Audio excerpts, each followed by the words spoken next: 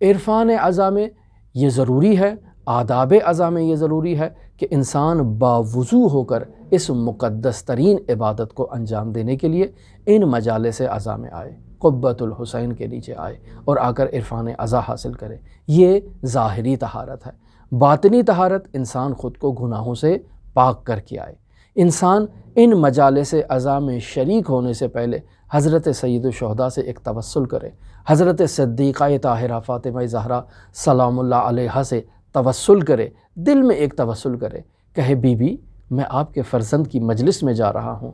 میں گنہگار ہوں، آلودہ ہوں، اور اس مجلس میں تو بی بی آپ نے آنا ہے، آپ تو تطہیر کا مصداق ہے، بی بی مجھے پاک کر دیں تاکہ میں اس مجلس میں آؤں جس مجلس میں آج آپ بھی آ رہی ہیں، جس مجلس میں علی مرتضیٰ بھی موجود ہیں، جس میں سرور کونین بھی موجود ہیں، جس میں حضرت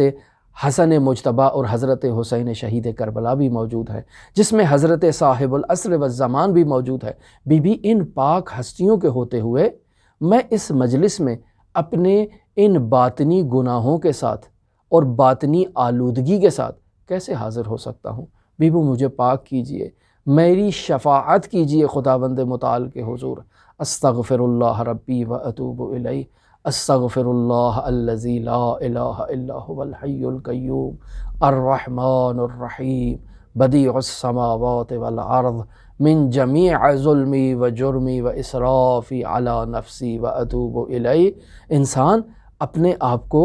پاکیزہ کرے باطنی طور پر اور حضرت صدیقہ طاہرہ سے توسل کرے کہ میں آنا چاہتا ہوں، میری شفاعت کیجئے کہ خداوند متعال میرے تمام گناہوں کو معاف کر دے اور میں پاکیزہ ہو کر اس مجلس عزا میں شریک ہوں جس میں آپ پاکیزہ ہستیاں شریک ہو رہی ہیں، اور اس مجلس عزا میں شریک ہو کر عرفان عزا اور معراج عزا کو حاصل کر سکوں۔ لہٰذا یہ ہمارا وظیفہ ہے کہ ہم توسل کریں اور باطنی طور پر پاکیزہ ہونے کے لیے استغفار کریں اور پھر ان مجالس عزا میں شریک ہو۔